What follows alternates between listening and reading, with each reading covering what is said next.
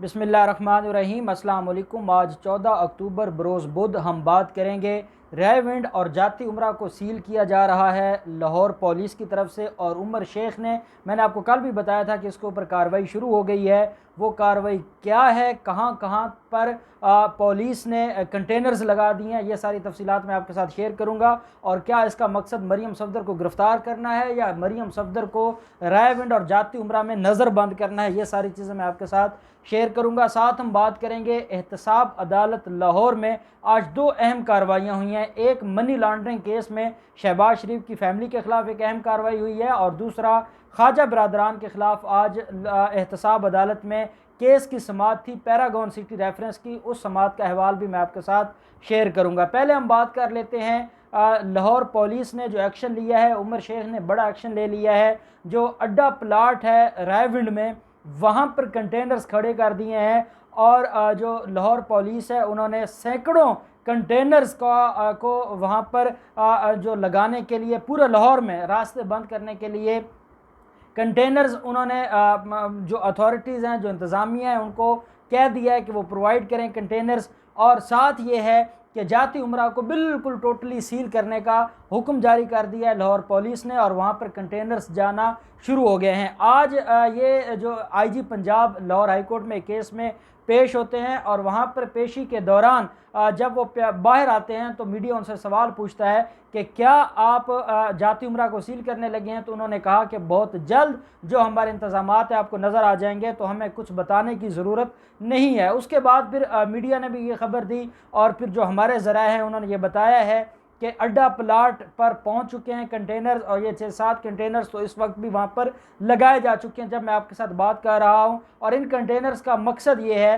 कि रायविंड का वो जितना एरिया है जाती उम्रा का, उसको सील कर दिया जाए। और जैसे इमरान खान के ख़िलाफ़ जो एहतजाज होने जा रहा था, इमरान खान जो एहतजाज करने जा रहे थे नून लीग के ख़िलाफ़, और फिर डॉक्टर ताहिरुल कादरी जो एहतजाज करने जा रहे थे, और इन्होंने पूरा मॉडल टाउन सील कर दिया था, इन्होंने पूरे रास्ते बंद कर दिए थे। तो अब उनको वही जो किया था आज वो भरने जा रहे हैं। लेकिन एक बात ज़रूर है कि वो नवाज शरीफ के ख़िलाफ़ एहतजाज था, और ये एहतजाज करने जा रहे हैं इदारों के ख़िलाफ़, और इनका एजेंडा इदारों की दुश्मनी है। तो इसलिए मैं समझता हूँ कि पुलिस जो भी एक्शन ले, हाँ, कानून के मुताबिक अगर वो कुछ करना चाहते हैं, कानून के मुताबिक वो जलसा करना चाहते हैं, एहतजाज करना चाहते हैं, विद इन दी जो प्रेस्क्राइब्ड लिमिट्स हैं उसमें उनको नहीं रोकना चाहिए, और उनको इजाज़त देनी चाहिए, और उनको एक्सपोज होना चाहिए। वो कौम देख ले कि कितना उनमें वो कितने लोगों को इकट्ठा कर सकते हैं, और क्या वाकई लोग इस वक्त इमरान खान से दूर हो चुके हैं। तो उनका जो एजेंडा है,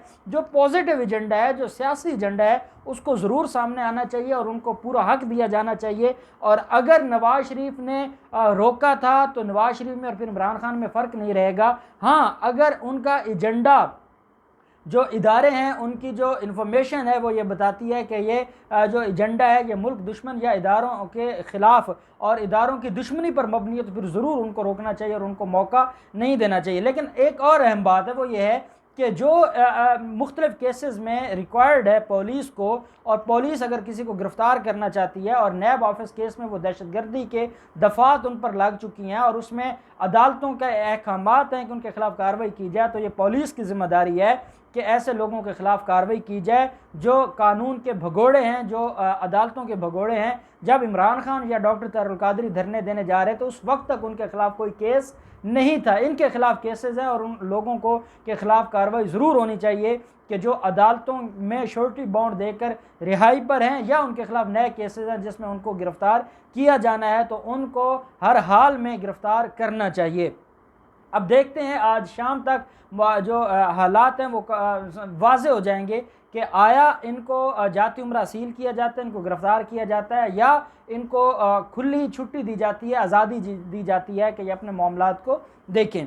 अब हम बात कर लेते हैं एहतसाब अदालत की, और एहतसाब अदालत का जज जवादुल हसन, उन्होंने आज शहबाज शरीफ की बेटी राबिया इमरान को इश्तिहारी डिक्लेयर कर दिया है।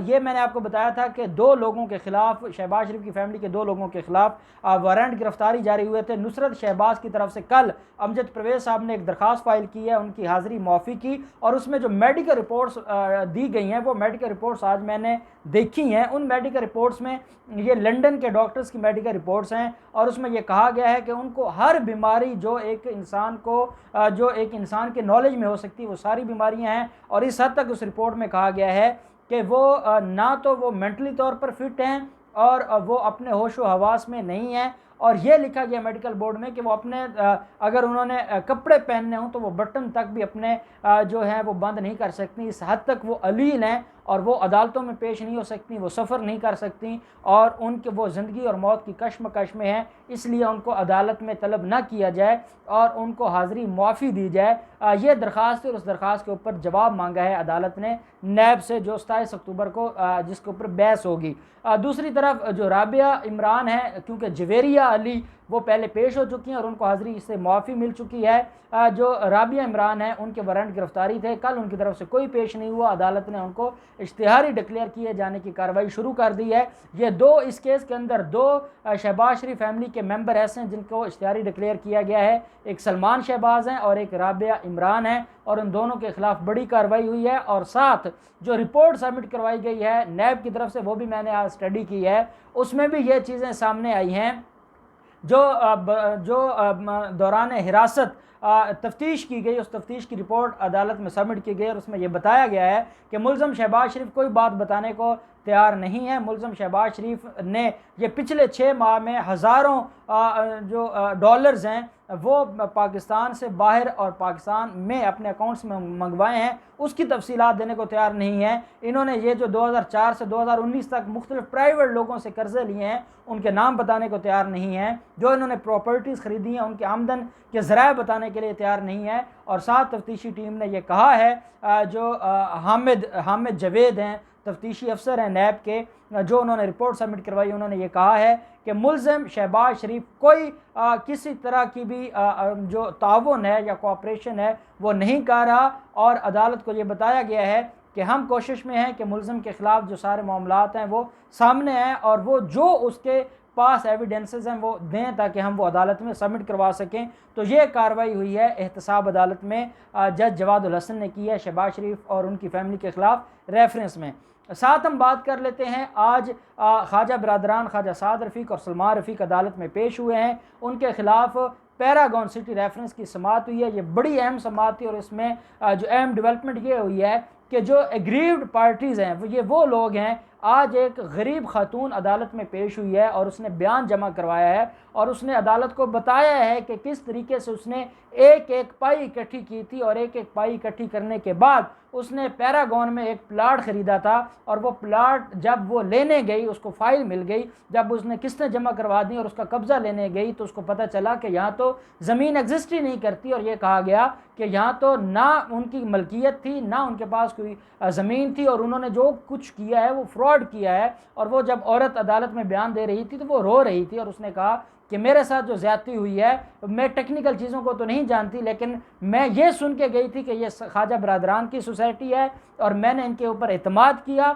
और मैं पुराना इनको जानने वाली हूँ, मैंने इनके ऊपर एतमाद किया और इनकी सोसाइटी को मैंने अच्छी सोसाइटी समझी और मैंने वहाँ पर प्लाट ख़रीदा। लेकिन बदकिस्मती ये है कि मैं जब वहाँ पर कब्ज़ा लेने गई तो वो कब्ज़ा मुझे नहीं मिल सका और मुझे किसी तरीके का कोई रिलीफ नहीं दिया गया। और जब मैं बाद में गई और मैंने इनसे कहा कि पैसे मुझे वापस कर दिए जाएं, मुझे रकम वापस कर दी जाए, तो मुझे रकम भी वापस नहीं की गई और मेरे साथ फ्रॉड हुआ है। बड़ी डिटेल उन्होंने अपनी स्टेटमेंट अदालत में जमा करवाई है। मैं समझता हूँ कि ये पैरागॉन सिटी रेफरेंस में ये पहला गवाह है जो एग्रीव्ड पार्टी है। पहले जो टेक्निकल गवाह थे, पटवारी था, सब रजिस्ट्रार था या बाकी जो लोग हैं वो सारे के सारे थे। और अब जो गवाही शुरू हो गई है वो फ़रीक़ैन हैं जो इसमें मज़लूम है और जिनके साथ ज़्यादती हुई है, तो उन्होंने आज अदालत में अपने बयान रिकॉर्ड करवाया है। और साथ अदालत ने ये भी बात की है कि जो अगली तारीख पर जो बाकी गवाहान हैं वो सारे के सारे अदालत में पेश हों ताकि अदालत इसको मंतकी अंजाम की तरफ ले जाए। 28 अक्टूबर के लिए केस की समाअत को मुलतवी किया है।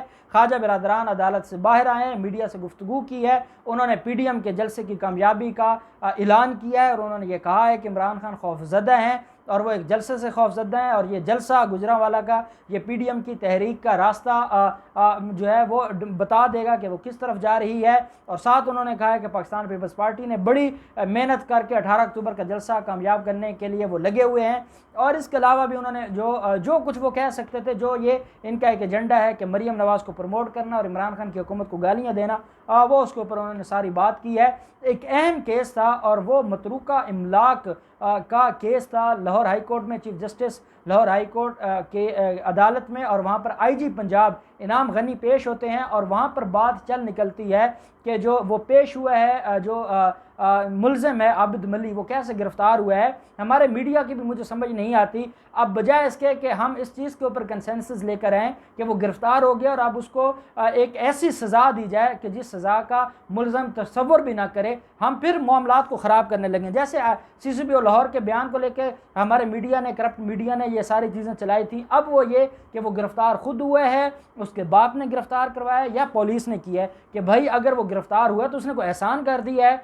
या क्या उससे उसका जुर्म ख़त्म हो जाएगा, और क्या उसको कोई ख़तरा या खौफ था पुलिस का तो वो गिरफ़्तार हुआ है। तो अब क्यों मामले को गलत तरफ लेकर जा रहे हैं। अब हमें तो अल्लाह का शुक्र अदा करना चाहिए कि एक दरिंदा गिरफ़्तार हुआ है और अब उसके खिलाफ कार्रवाई हो। और आज chief justice Lahore high court ने बड़ी क्लास लगाई है इनाम गनी की, और इनाम गनी को ये कहा है कि जो आप 50 लाख रुपए इनाम देने लगे हैं, ये किस चीज़ का है, ये आपकी ज़िम्मेदारी थी। और अगर ये है कि पुलिस इनाम के चक्कर में बंदे गिरफ़्तार नहीं करेगी, और अदालत ने यह कहा है कि हाँ आप लोग ठीक हो जाएं, नहीं तो हमें वर्दियां उतारना भी आती हैं और हम किसी की वर्दी नहीं छोड़ेंगे। और साथ ये भी कहा है कि आपकी तो अभी तकर्री भी चैलेंज हुई है और हम उसके ऊपर भी बड़ी डिटेल समाअत करेंगे और हम देखेंगे कि आप कानूनी तकर्री है आपकी या गैर कानूनी तकर्री है।